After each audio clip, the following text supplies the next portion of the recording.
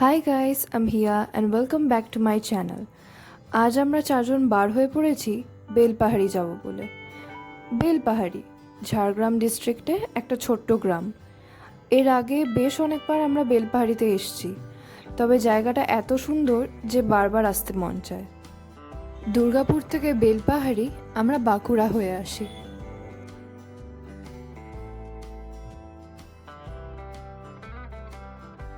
সকাল 7:30টায় আমরা ঘর থেকে বার হই, আর এখন প্রায় বেলা 11টা।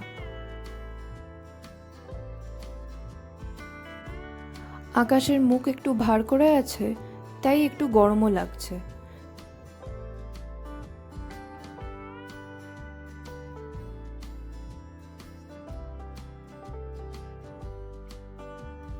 পলাশের বন পার করে ওই 12টা 20 করে আমরা আমাদের রিসর্টে পৌঁছাই। রিসর্টের নাম শালবাড়ি রিসর্ট। বেলপাহাড়িতে যখনই আসি আমরা এখানেই থাকি।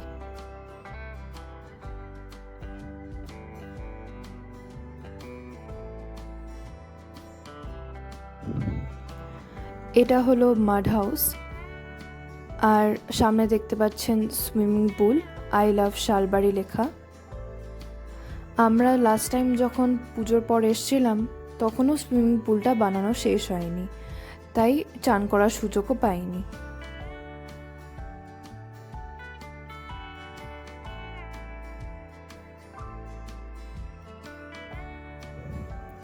এগুলো হলো টেন্ট। বাইকাররা এসে জেনারেলি এখানে থাকে।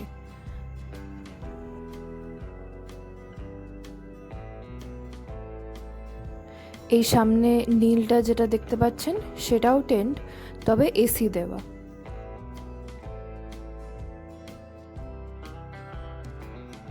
আর এই পাশে রয়েছে কটেজ। প্রত্যেকটাতেই কিন্তু এসির প্রভিশন আছে। আগে যতবার আমরা এসছি আমরা টেন্টে থেকেছি, কারণ জঙ্গলে এসে টেন্টে থাকার ভাইবটা আলাদাই। কটেজও দেখছি দারুণ, বড় খাট, এসি, এখানে আবার ওয়ার্ড্রোব, আয়না, টিভি ইউনিট আর ছোট ছোট শোপিস, ওয়াল ফ্রেমস এগুলো লাগিয়ে রুমটাকে খুব সুন্দর করে সাজিয়েছে। বাথরুমটা দেখাই আপনাদের। গিজার রয়েছে, এইটা চান করার জায়গা, আর এই সামনে হচ্ছে ওয়াশ বেসিন।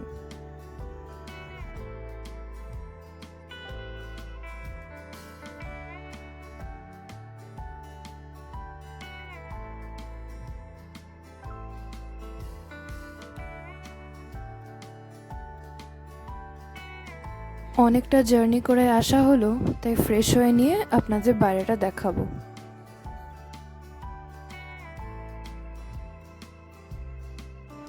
এইখানে সন্ধ্যাবেলায় জেনারেলি গল্প করা, চা খাওয়া এইসব হয়।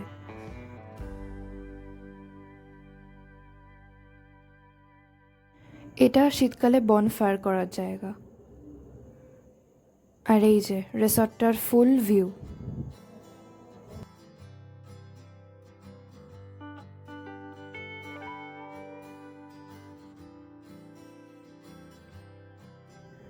কটেজের পাশে রয়েছে দোলনা আর সিস।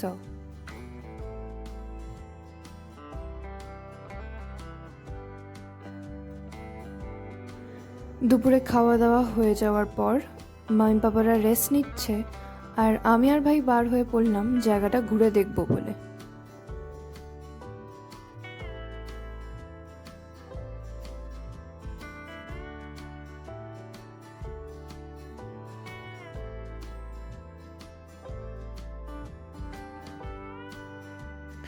ইনিও হয়তো এসেছিলেন জলে চান করবে বলে, কিন্তু আর নামার সাহস পাইনি।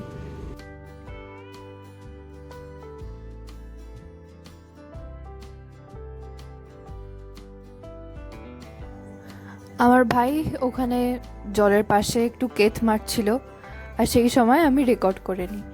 এই সাইডে দেখছি যে আবার ডাইভিংয়ের জায়গা হয়েছে।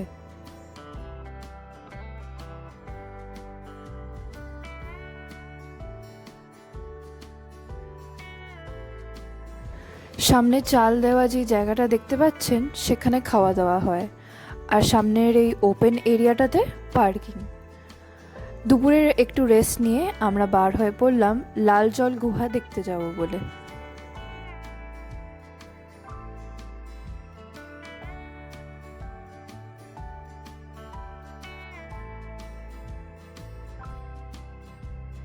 আমরা এখন দাঁড়িয়ে আছি নিচে, আর ওই ওপরে ট্রেকিং করে যেতে হবে গুহাটা দেখার জন্য।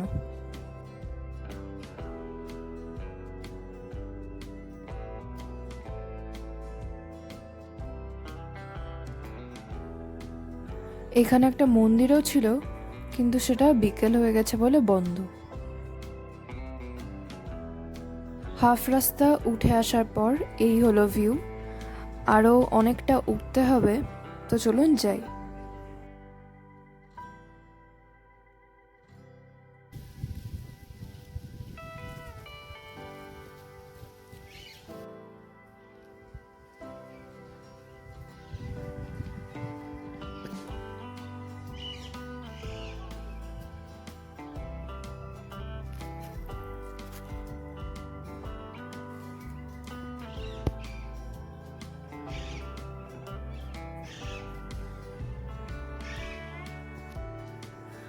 চলে এসছি আমরা ওপরে, কিন্তু শুনে খুবই খারাপ লাগলো যে কয়েক বছর আগে পাথর পড়ে গুহাটা বন্ধ হয়ে গেছে, তাই আর দেখা হলো না।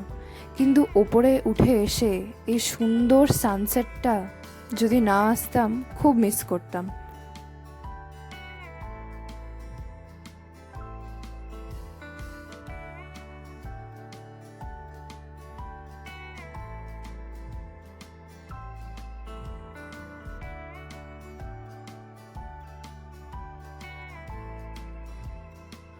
ওপরে এই ঠান্ডা হাওয়ায় কিছুক্ষণ দাঁড়িয়ে আমরা ছবি তুলে নিলাম।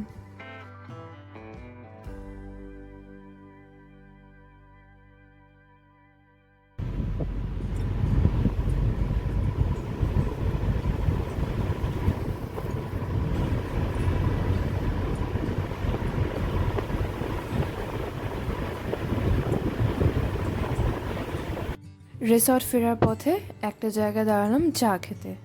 তখনই দেখছি খুবই ঝোড়ো হাওয়া দিচ্ছে, নিশ্চয়ই ঝড় আসবে।